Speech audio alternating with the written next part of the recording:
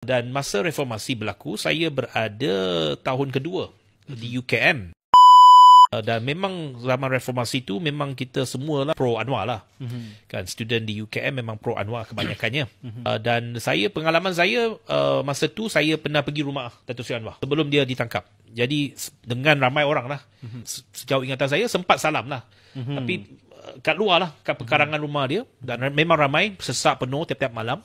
Sebab dia leading up to dia punya penangkapan tu, tiap-tiap malam ada perhimpunan kat rumah dia.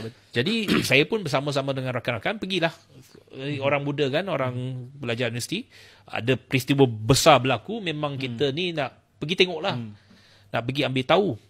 Jadi saya pun pergi rumah Datuk Seri Anwar masa tu. Dan di UKM memang masa tu dah begitu aktif lah. Masa tu sebab kita dah pakai ribbon putih. Oh, itu apa? Ribbon putih masa tu, zaman reformasi tu dilancarkan ribbon putih. Yes, sebab itu logo pertama. Ya, logo pertama berkenaan dengan keadilan. Dia punya ribbon putih tu. Pakai ribbon putih masuk kuliah.